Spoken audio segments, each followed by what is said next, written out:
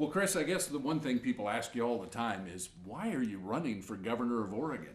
Well, I see the short answer is frustration with the direction our state has been and is headed. When you look at our state and you say, all right, we're among the national leaders in unemployment. The misery index, that's when people want 40 hours of work, they can only get 10 or they've just stopped looking. We're among the national leaders in hunger, homelessness. Our schools just got ranked 43rd, 47th in job creation, late 40s in funding of higher education. You say, at what point you say, who could say we're heading in the right direction? And then you ask, at what point do you say enough is enough and we need to go in a different direction? And obviously, I'm at that point. We have double-digit unemployment, people that are really worried and concerned about the direction.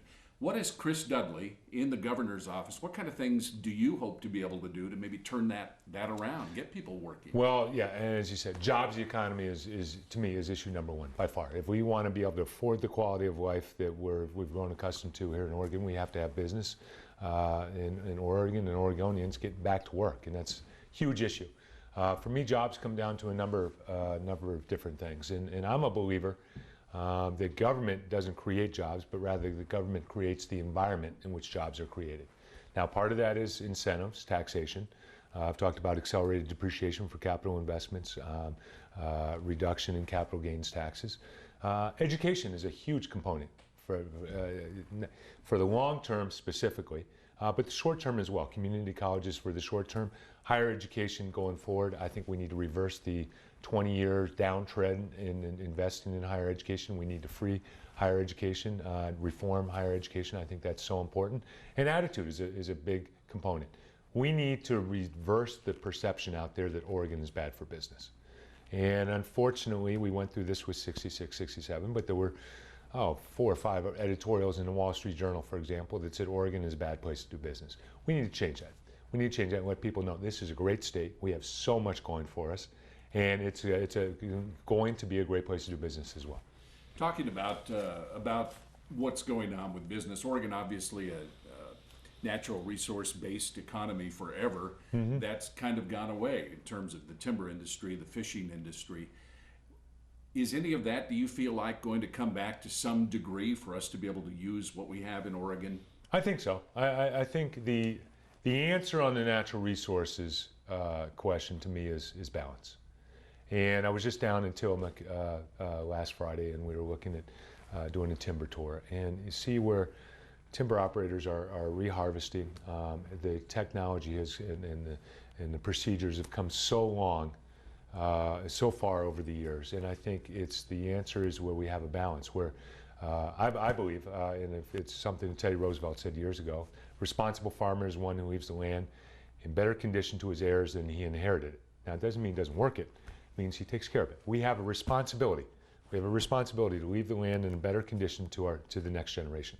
But we can still work it and do that. Oregon has traditionally been such a blue state. In fact, Vicatia, the last Republican governor. What makes you think maybe Oregonians are ready to turn that around and send a Republican to the governor's office again? Well, I think it's an acceptance. The issue is going to be jobs, the economy, and I also think you vote to the person, not the party. I think it's important running on a message that resonates across party lines. The message here is going to be jobs, the economy, education, balance. Those are going to be key issues. And another one is that I'm a believer that Oregon needs to. I think we've become too accustomed to accepting mediocrity. I think we live in the most beautiful state in the union. I think we have so much going for us, whether it's livability, natural resources, West Coast, Pacific Rim, deep water ports. We have so much at our disposal that we need to take advantage of. And yet, when I mention we're 43rd here, 47th here, 40th here, it's a little bit of a shrug of the shoulders. And that, to me, that's got to stop. We can do so much better. And I think we need leadership, strong leadership that says, no, as a state, we can do a lot better. You have found yourself in a pretty large group of Republicans in this primary coming up here. And to not most, but a lot of Oregonians, if you say Chris Dudley, they think of a basketball player and they know nothing else. Yeah. Obviously, you've been out there meeting people, talking to people about your philosophy and about what you think. How do you feel like, are you gaining traction in terms of people figuring out who you are as a leader, a politician, if you will. Well, absolutely, and I prefer public servant to politician. Okay. But no, I think it's been going extremely well. I've made it a point to, and I think it's important to visit each of the 36 counties, meet with elected officials, do town halls, meet and greets in each county, and I think as governor that is very important. And I've pledged that each year I will do that. Make sure visit each county at least once during the year. I think that's the least you can do as governor. But as far as the reception goes, it's my business background, having been the negotiator on the treasurer for the union in the NBA, on the negotiating committee for the NBA. My educational background, economics, political science from Yale, all those things I think talk to people as well as the basketball. And I think I've had the opportunity to spend time with a number of different groups.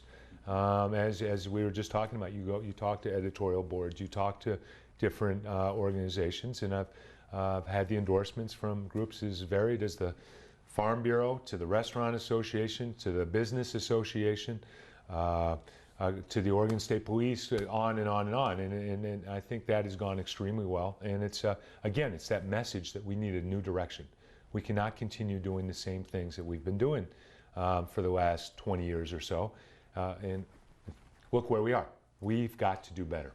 Has anything surprised you in the campaign or getting into this forum of running for governor that you didn't really expect?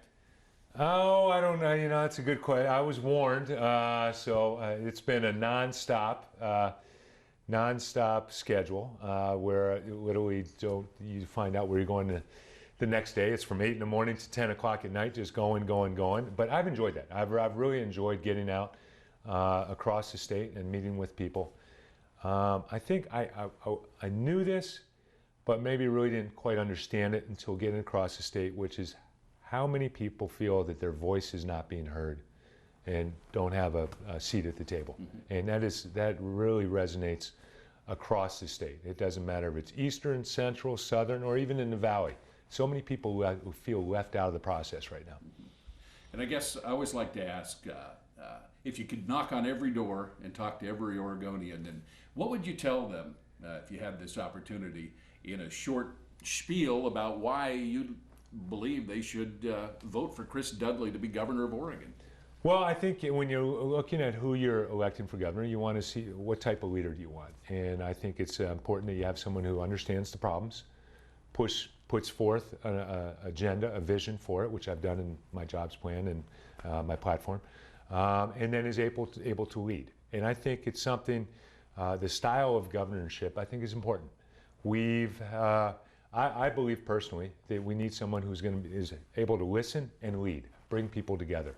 And I feel that strong leadership is going to be key for this governor's race. And it's important that we have somebody there who can connect with people and can bring people together. We don't need someone who's going to lecture to everybody. We don't need a professor in chief. We need a leader. We need someone who's going to be a leader. And I think that's real important. Okay. Yeah.